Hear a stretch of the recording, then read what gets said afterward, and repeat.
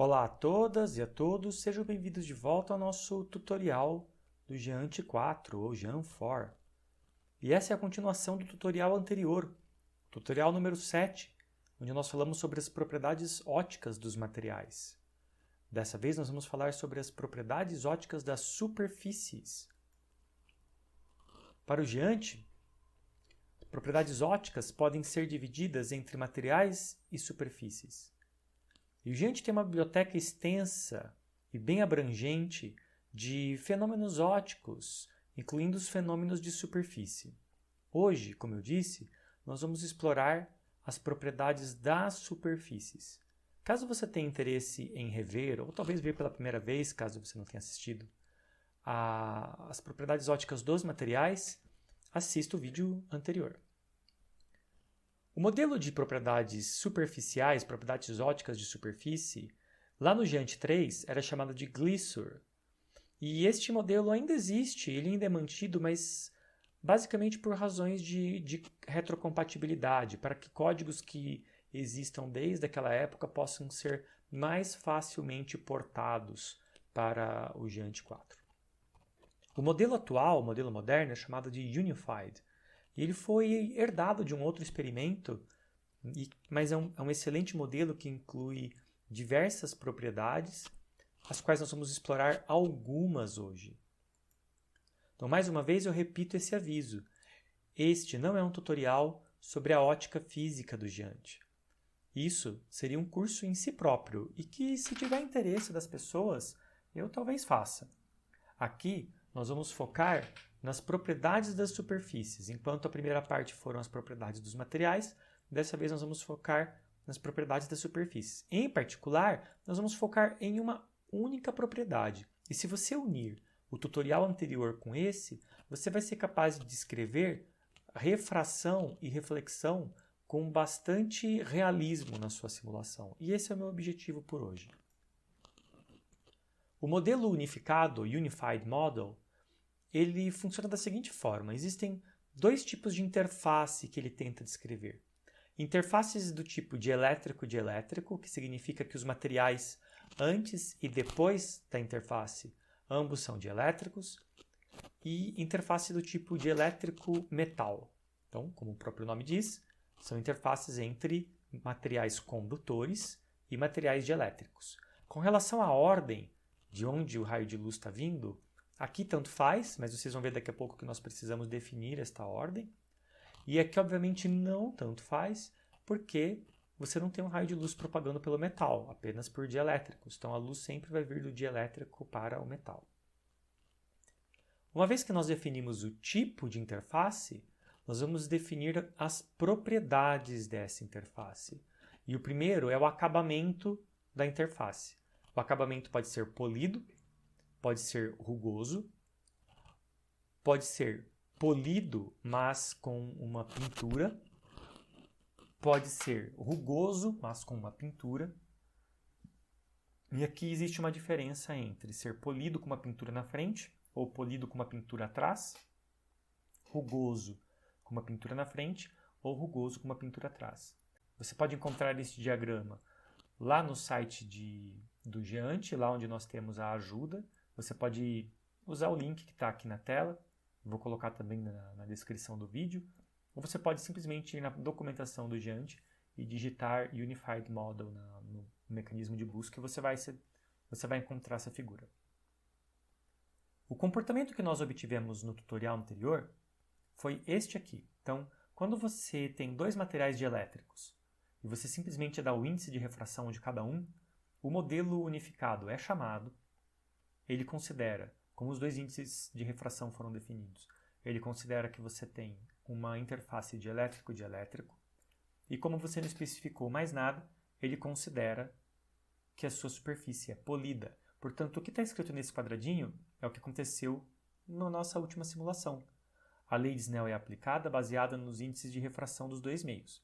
Porém, a reflectividade é determinada, ela determina, na verdade, se o fóton é absorvido ou não na superfície. E mais do que isso, uma vez que é determinado se o fóton é absorvido ou não, e nós vamos ver isso em mais detalhes daqui a pouco, Se ocorre reflexão ou refração, isso é feito de acordo com a lei de Fresnel. Também nós vamos ver daqui a pouco. Então hoje eu vou mostrar para vocês como ativar este modelo de superfícies e escolher não só outros acabamentos, como também qual dos dois tipos de interface que nós estamos lidando, de forma que você possa obter outro comportamento que não seja o default. Então, qualquer um desses comportamentos nas outras caixinhas, você consegue obter com a configuração correta. Então, por falar em leis de Fresnel, vamos falar sobre transmitâncias e reflectâncias. Então, a transmitância e a reflectância são as probabilidades, e somadas elas sempre resultam em 1, já que não tem outra opção aqui. São as probabilidades de um fóton ser transmitido através de uma interface, ou seja, ele vai fazer refração, ou refletido, como se fosse um espelho, portanto ele vai fazer reflexão. Então, T é a probabilidade de transmissão e R é a probabilidade de reflexão. De acordo com as equações de Fresnel, que não estão aqui, esses coeficientes dependem da polarização do fóton. Portanto, a polarização vai ter influência. Nesse exemplo, nós temos de um lado ar e do outro lado vidro, com índice de refração 1,5. E aqui nós temos, para pequenos ângulos, aqui no eixo X é ângulo, para pequenos ângulos na direção de zero, nós temos valores determinados apenas pelos índices de refração. Nesse caso, só o índice de refração do vidro, do ar, está considerando 1. E conforme o ângulo aumenta, este ângulo é medido com relação ao normal, então, incidindo verticalmente, nós temos um comportamento que só depende do índice de refração, porém, conforme o ângulo aumenta, esses coeficientes vão mudando e mais, eles são diferentes dependendo da polarização. Em particular, o ângulo de Brewster é aquele onde a reflexão de fótons com polarização P, são as polarizações perpendiculares à superfície, tende a zero. Somente fótons com polarização paralela à superfície, que são os fótons com polarização S, conseguem refletir nesse ângulo aqui. Você reparar, RS é diferente de zero, mas RP lá embaixo é zero. Aqui é na interface contrária do vidro para o ar, e agora nós temos um outro fenômeno, além do ângulo de Brewster, nós temos um outro fenômeno, que é a reflexão interna total. Então existe um ângulo máximo, a partir do qual a transmitância tende a zero e as reflectâncias tendem a 1, independente da polarização. Então, como todos os volumes lógicos existem um dentro do outro, não só lógicos, como os volumes físicos também, não é permitido extrusão de volumes, ou seja, não é permitido que um volume comece dentro e depois ele saia do volume mãe. Todas as fronteiras são binárias, isso é, as interfaces são sempre entre dois materiais, isso já está implícito na arquitetura do Jandt. Nós vamos trabalhar com uma nova classe, a D4 Optical Surface. Essa nova classe representa uma dessas interfaces binárias dentro do modelo unificado. E as propriedades são definidas da mesma forma como nós fizemos no material, através de um objeto chamado D4 Material Properties Table, ou seja, uma tabela de propriedades dos materiais. Então, essa tabela não só serve para propriedades do material em si, mas também serve para propriedades das superfícies. Porém, o D4 Optical Surface não tem nenhuma informação sobre os meios. Isso é feito através de um outro objeto, o D4 Logical Border Surface. Então, este objeto, esta classe, na verdade, ela cria objetos que têm o papel de associar uma superfície ótica com os dois volumes, de maneira ordenada. Então veja aqui embaixo o exemplo. Eu tenho uma superfície lógica, então D4 Logical Border Surface, e aqui eu dou um nome, que vai ser uma string, e eu estou dizendo que eu estou definindo uma superfície do ar para a água. Como nós tínhamos aqui, tem uma ordem. Nesse caso aqui era do ar para o vidro. A gente pode fazer do ar para o vidro também. E aí eu vou colocar aqui o volume físico de onde ele vem e o volume físico para onde ele vai. Por que volume físico e não volume lógico? Porque o volume lógico ele está relacionado, ele está conectado com todos os volumes iguais. Ele é o lógico, ele não tem lugar no mundo. Eu posso pegar um volume lógico e colocá-lo em diversos lugares, várias cópias, ele pode ter clones. Só que ele espera que você defina as bordas, as superfícies óticas nos objetos físicos, não no objeto lógico. Então aqui nós temos o volume físico de onde ele vem, para onde ele vai e quem é a superfície ótica que representa. E no de baixo nós temos o contrário. É a mesma ideia, porém com as superfícies trocadas, porque eu posso definir propriedades diferentes entrando e saindo do meio. Eu posso ter propriedades óticas de um jeito definidas para quando o fóton entra e de outro jeito definidas para quando o fóton sai. Então, como dissemos antes, a polarização tem um papel importante nesse modelo. E o fóton, o G4 Optical Photon, né, o classe do Giant, ele tem duas polarizações, né? Ele pode ter qualquer polarização no espaço, mas para a ótica são duas polarizações importantes. A polarização SP e qualquer polarização diferente dessa ele vai projetar em cima de uma dessas para tomar uma decisão probabilística. S se refere à polarização que é paralela à superfície, então ela está entrando ou saindo do plano aqui, e P se refere à polarização que é não paralela à superfície, por assim dizer, né? Faz qualquer outro ângulo que não seja contido na superfície. E aqui nós podemos ver como exemplo uma figura que apareceu no tutorial anterior. Um fóton veio, aqui era água, aqui era vidro, vidro dentro da água, dentro do ar. Na primeira interface, o Giant tomou uma decisão. Ele decidiu transmitir. Então, aqui ele sorteou pela transmitância. Na segunda interface também. Na terceira interface, ele decidiu refletir. Então, ele sorteou e preferiu a reflectância. Aqui ele transmitiu de novo.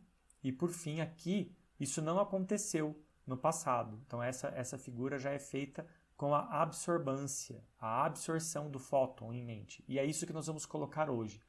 Na simulação anterior, você podia rodar quantas vezes quiser.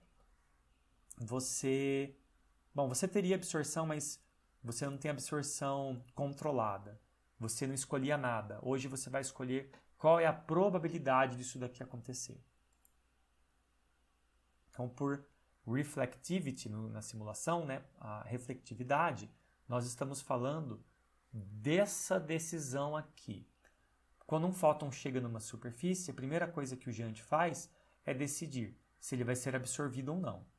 E isso é feito com base num valor, que é o valor chamado na tabela de propriedades de reflectivity. Esse valor, ele, assim como o índice de refração, ele depende do comprimento de onda, e na verdade você tem que entender ele como 1 menos a absorção. Então, se a reflectividade é 1, significa que 1 menos 1 é 0, nunca tem absorção. Qualquer valor diferente de 1, você tem uma probabilidade de absorção. Isso é bem confuso, porque quando nós falamos de reflectividade, dá a impressão que nós estamos falando a distinção entre fazer reflexão e fazer refração, ou nesse caso, transmissão. E não é isso. Nós não estamos falando sobre isso. Porque se eu fizer essa distinção, eu estrago o modelo de Fresnel, e nós queremos fazer uma simulação física. Eu não quero ficar mexendo com a física. Eu quero que minha simulação tenha uma física conhecida e bem validada. Então, só o que eu estou dizendo é uma propriedade do material que diz respeito a se o fóton é absorvido na interface ou não. Uma vez que não é absorvido, ele vai seguir as equações de Fresnel para decidir se ele será refletido ou refratado. E mais uma vez nós vamos fazer isso juntos. Como de costume, começamos exatamente de onde paramos no tutorial anterior. Temos aqui o nosso programa, só copiei para uma nova pasta, chamei de 8. Eu vou compilar uma vez só para mostrar que está tudo bem, que não tem nenhum erro. E nós vamos executar com a nossa macro de fótons.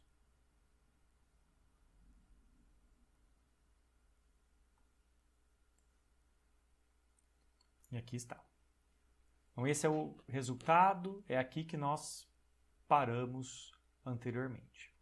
Então o que nós vamos fazer é assumir o controle da absorção de fótons nessas interfaces e futuramente atribuir outras propriedades do modelo unificado. A primeira coisa a fazer é ir lá no nosso detector, então MyDetector, e acrescentar aqui duas novas bibliotecas, dois novos arquivos cabeçalhos, o G4OpticalSurface e o G4LogicalBorderSurface. Nós já tínhamos propriedades dos materiais em si, e agora nós vamos adicionar propriedades óticas. Pode vir aqui depois que todos os volumes foram criados, e vamos criar nossa primeira propriedade. Nós temos aqui, só para relembrar, nós temos ar, água e vidro. Então a primeira propriedade nós vamos fazer do ar para a água. A gente pode vir aqui, pegar o nome, Optical Surface, Auto Surface, Air Water, New G4 Optical Surface. Então nós temos algumas opções, uma delas é tirar uma cópia, né, o construtor de cópia, e a outra é onde eu crio já passando várias opções aqui, e inclusive o tipo de modelo, então eu posso ter tudo isso aqui, mas tudo já tem um sinal de igual, que quer dizer que tudo isso já tem um valor definido. Só o que não tem é o nome é obrigado a passar. Então nós vamos colocar um nome aqui. Essa daqui é a Air Water Surface. Então agora eu vou escolher o modelo. Surface. Set Model. E o modelo é Unified. Repare que Unified aparece como uma palavra-chave aqui, porque, olha, ele é um enum, ele é um enumerador, é uma variável definida em algum lugar naquela biblioteca lá em cima, no G4 Optical Surface Model, e vale 1. É a mesma coisa que escrever o número 1 aqui. Apenas é uma forma de fazer isso legível e compreensível. Depois, Surface, Air Water, Set, Type. E o tipo é Dielectric.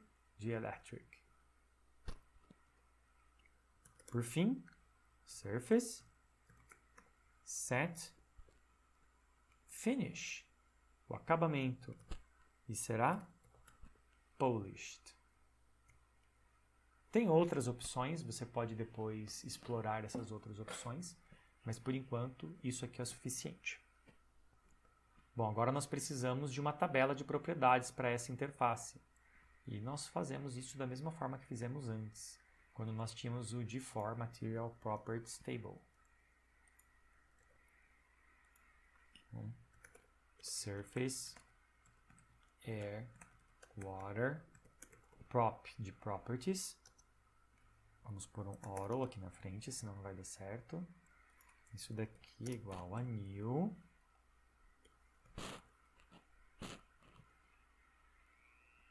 E agora eu invoco novamente o nosso objeto, nossa superfície ótica, e digo set material properties e passo o nome da tabela, que está aqui em cima. Então eu vou clicar aqui para vocês verem que o que eu criei aqui está aqui setado, então eles estão amarrados. Agora, quando o Giante invocar essa superfície, ele também invocou a tabela de materiais. Por fim, nós vamos definir a interface. Logical Border Surface. Então, auto. E aqui vai ser log surface air water. Então, isso daqui tem ordem. New. primeiro nós temos que dar um nome. Então, pode escrever assim, air, water. Pode até colocar uma flechinha assim, se quiser deixar claro. Air, water, interface. E aí nós vamos colocar nesta ordem.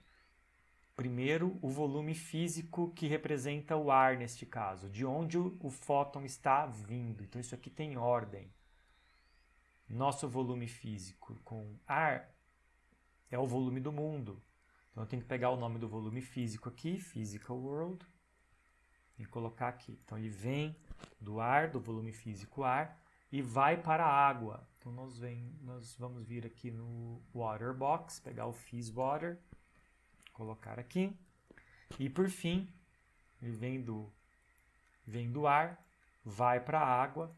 E aonde está o modelo e a tabela de propriedades dessa interface? Está aqui, onde nós criamos aqui, ó, no Surface Air Water.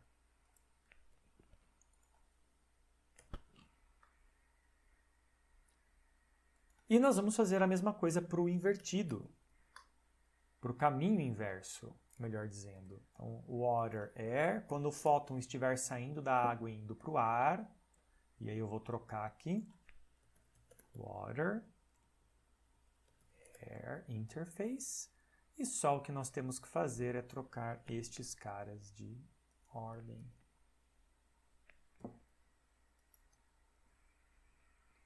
Porém, o modelo e a tabela de dados são os mesmos. Eles podem ser os mesmos. E eu estou fazendo com que eles sejam os mesmos, mas eles não precisam ser os mesmos. E por isso que você tem que fazer isso daqui. Você poderia ter propriedades diferentes. Mas até agora nós não temos uma propriedade definida. Então, qual propriedade nós vamos definir? Nós vamos definir a probabilidade de ser absorvido na interface. Nós podemos vir aqui e copiar do índice de refração, lá em cima. E tanto faz onde você vai colocar, viu? Tanto faz se você vai colocar logo aqui, depois que criou a tabela. Pelo menos tem que ser depois que criou a tabela, já que nós vamos colocar dados na tabela.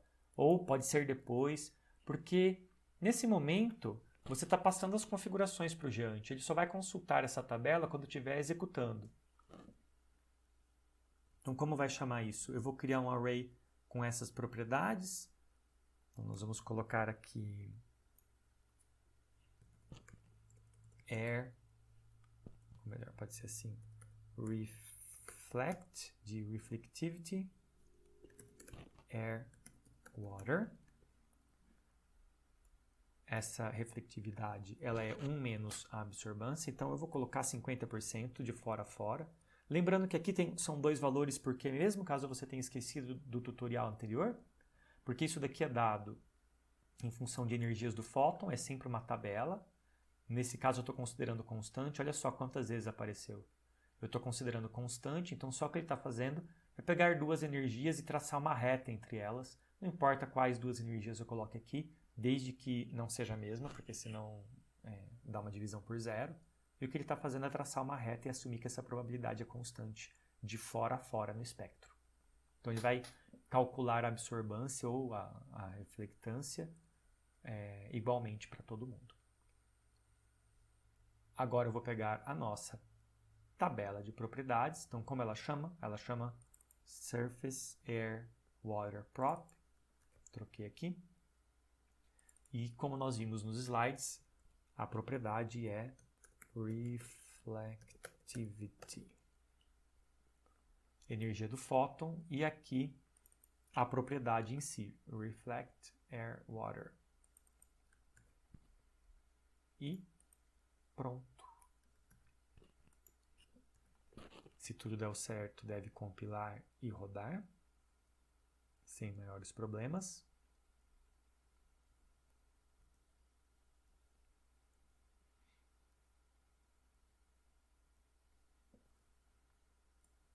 Funcionou sem nenhuma reclamação da parte dele. E o que acontece agora é que, olha lá, absorveu. A probabilidade de absorção nessa interface, ou nessa de saída, porque nós definimos as duas, é de 50%. Então, metade dos fótons vai ser absorvido. A outra metade, ele vai tomar uma decisão que é transmitir ou refletir, ou seja, fazer refração ou reflexão, baseado nas equações de Fresnel para esses materiais. E aí, nós podemos controlar isso, e na verdade nós sempre podemos, a gente só não fez até agora porque eu não tinha explicado, era muito para o tutorial anterior, mas nós podemos controlar isso com base no vetor de polarização. Então, se nós abrirmos aqui a nossa macro de fótons, os fótons têm uma polarização. Aqui eu coloquei uma polarização linear com 3 vetores iguais, o que quer dizer que ele não é nem paralelo, nem ortogonal, ele não é nem S, nem P, ele não é nada, e portanto eu consigo ver todos os efeitos. Então você pode manipular a polarização aqui e não só isso, mas num programa onde você não se importa com essa polarização, seria interessante ter um gerador aleatório aqui para randomizar essa polarização e ter certeza que você vai observar todos os efeitos, não vai ter só um particular ou outro. Muito bem, nós podemos agora avançar para o próximo, que seria a interface entre a água e o vidro. Lembra que nós temos vidro também. O que eu vou fazer é copiar. Nós já temos toda essa estrutura que eu posso vir aqui e denotar. Posso escrever Air, Water, Optical Properties. Daqui para baixo nós vamos só trocar nomes, com muito cuidado para fazer corretamente, mas nós vamos somente trocar nomes. Aqui vai ser Water, Glass. Então, vamos começar pelo nome aqui em cima. Então, Surface, Water, Glass. Nós podemos fazer essa troca de maneira relativamente simples, dando um Ctrl F para buscar, na verdade um Ctrl H para substituir, e nós vamos procurar por Surface Air Water e substituir pelo Surface Water Glass. Só tomem cuidado porque eu só quero substituir daqui do cursor para baixo, eu não quero que ele dê a volta, então eu vou fazer um por um. 1, 2, 3, 4, 5, 6, 7, 8, 9, 10. Olha, começou de novo, aqui eu paro. Senão eu vou substituir o anterior. Vou substituir todos aqui. E com o seguinte bônus, olha só. Como eu fui esperto na hora de definir os nomes, eu consegui trocar quase todos. O único que não trocou foi esses dois aqui, foram esses dois. Onde aqui eu tenho que vir então e trocar para...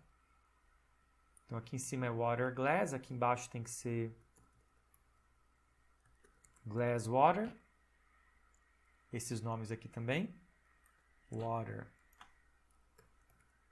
Glass. E aqui embaixo Glass Water. E por último, na reflectância aqui embaixo, na reflectividade, na verdade, é o nome correto, não é reflectância. Reflect Water Glass. Ok. O que mudou então? Por enquanto nada. Por enquanto só que nós fizemos foi também atribuir 50% de probabilidade dessa reflexão acontecida, na verdade de ser absorvido ou não. E faltou colocar esta tabela, que é a tabela correta. Nessa cópia faltou mudar uma coisa aqui, faltou mudar os volumes. Então, na verdade, no primeiro, nós temos indo da água para o vidro. E no segundo, nós temos indo do vidro para a água.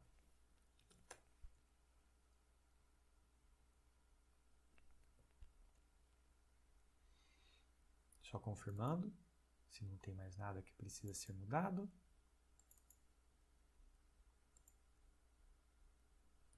Muito bem, aparentemente não.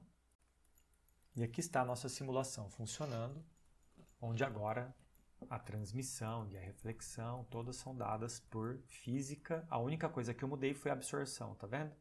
Antes isso não acontecia. Está muito mais frequente a absorção nessas interfaces aqui. E a chance de eu ter um fóton aqui embaixo é bem pequena, ou para cima, porque tem 50% de chance de ser absorvido aqui, depois 50% aqui, então a chance de ser transmitido é só 25%, né? 50 de 50, depois mais 50 aqui, depois mais 50 aqui, então nós estamos falando de 1/4 a quarta é a chance de observar 50% é meio a quarta, 1 sobre 2 a quarta é a chance de observar um fóton aqui embaixo. Ó, mesmo assim, acontece de vez em quando. Olha lá. E também essa probabilidade de absorver ou não, depois dela, como eu já falei, nós temos a probabilidade de refletir ou transmitir, que é dada pela combinação da polarização nas equações de Fresnel com os índices de refração. Bom, uma coisa que eu posso fazer agora, por exemplo, é garantir que essa reflexão seja 100% aqui. Fazendo isso aqui, ao invés de vidro, fazendo com que seja um espelho. E nós vamos fazer isso trocando aqui, ó, para dielétrico metal.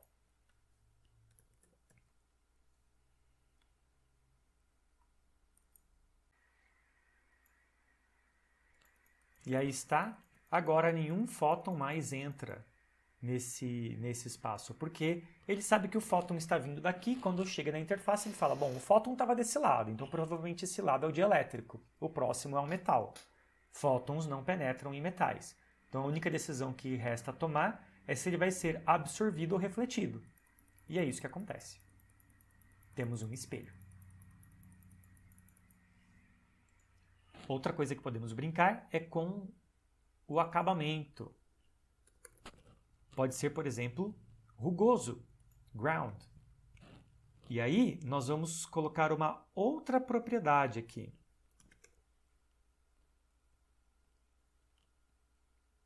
Aqui é water glass, set sigma alpha. O que é sigma alpha? Então, quando a superfície ela é rugosa, o que ele faz é gerar microfacetas na superfície.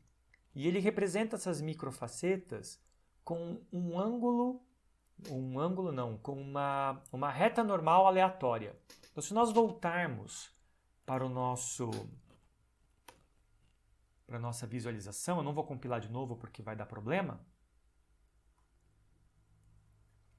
O que ele faz é, quando este fóton chega na superfície, o fóton tem um ângulo fixo, mas ele vai sortear uma nova normal. A normal não vai ser aqui, normal a superfície. Ela vai ser essa daqui, como se essa fosse a média, porém, ele vai sortear um número aleatório dado por uma distribuição gaussiana, como se fossem pequenas rugosidades aqui.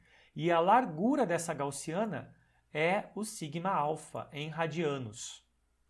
Eu posso dizer aqui, por exemplo, que é 0,1 radianos. Mas radianos é, na verdade, a unidade básica. Eu posso usar grau se eu quiser, né? Se eu não colocar nenhuma unidade, é sempre radianos. Mas eu posso dizer, permita que a normal varie de 1 grau. Então, 1 vezes degree. Lembrando que essa unidade vem aqui de cima do CLHAP, Units, System of Units, e eu só posso chamar ela direto porque eu estou usando o namespace CLHAP.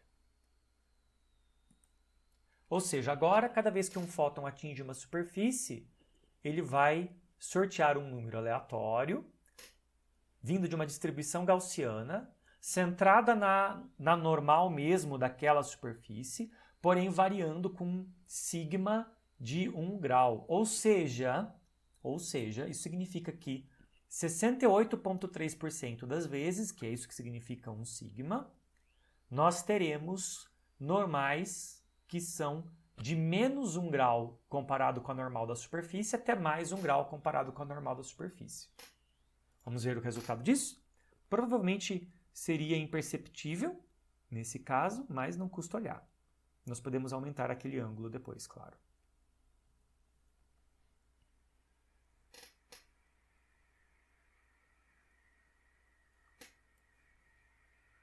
E olha só, logo de cara nós tivemos uma reflexão que a princípio não faz sentido numa superfície polida, mas faz todo sentido quando a superfície é rugosa. Então o que ele fez foi, quando este fóton chegou aqui, ele tinha uma normal, ele sorteou um novo ângulo para essa normal, baseado na distribuição, e ele calculou a reflexão. E se eu continuar fazendo, aqui nós não vamos ver isso acontecer. Olha lá que legal. Nós não vamos ver acontecendo para transmissão, ou seja, para refração, porque é metal. Mas fica bem interessante na reflexão. Se eu quiser ver isso também na transmissão, ou seja, na reflexão, eu volto aqui no nosso modelo e digo que é dielectric.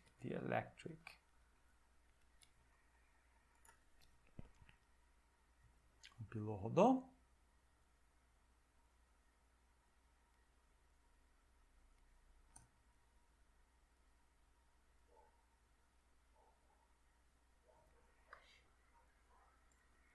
Agora esse cubo interno voltou a ser transparente.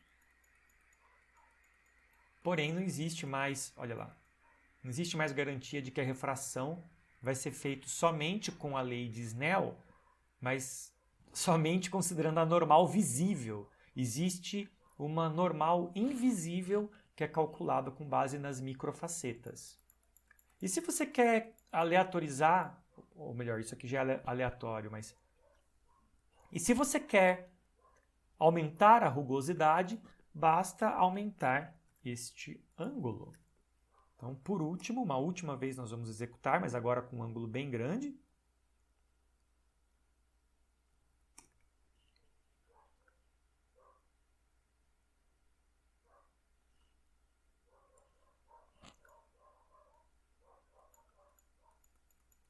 E agora nós temos qualquer coisa, basicamente qualquer coisa acontecendo aqui, porque com uma variação tão grande em torno da normal da superfície, você praticamente descartou a lei de Snell visivelmente, né? Na média, olhando de fora, você descartou a lei de Snell.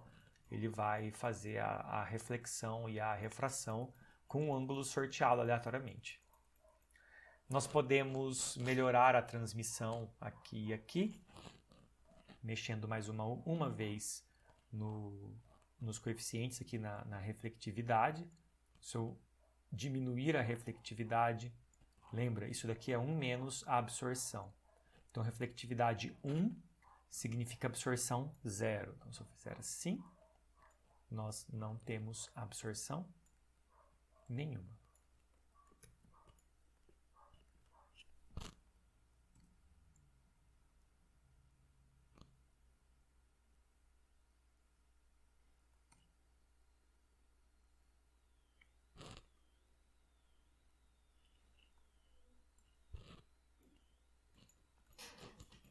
Olha só, muita coisa pode acontecer quando você não tem absorção nenhuma. O fóton pode ficar preso lá dentro por muito e muito tempo. Existem outras formas de matar este fóton. E não tem a ver com a superfície, porque essa absorção está ligada à superfície. Nós podemos matar este fóton definindo qual é o maior comprimento que o fóton, ou melhor, maior comprimento médio que o fóton pode se propagar dentro do material. Eu acho que como bônus nós podemos fazer isso. Vamos vir aqui em cima onde nós definimos o vidro, o material vidro, não a interface. Aqui, vidro. Tínhamos a tabela e nós temos essa propriedade que é o índice de refração. Nós vamos criar uma outra propriedade aqui. Então, vou copiar esse pedaço. Esse aqui vai ser o Glass Absorption Length.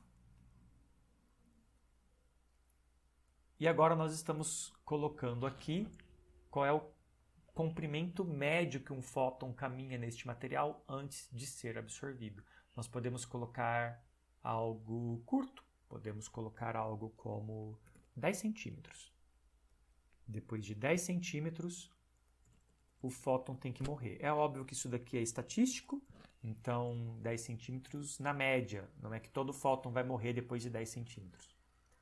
E aqui a propriedade é ABS length. E nós só temos que passar esse para cá. Vamos ver se com isso nós conseguimos matar aquela sequência de reflexões dentro do nosso vidro. Olha lá, o fóton morreu dentro do vidro.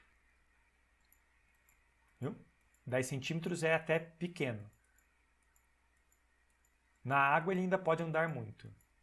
E, aliás, nós sabemos mais ou menos qual é o comprimento de absorção da luz na água, né? É claro que ele varia por comprimento de onda, e justamente por causa dessa variação que você tem que dar em função da energia do fóton aqui em cima. Mas nós podemos ter a mesma coisa para a água, porém na água são 10 metros.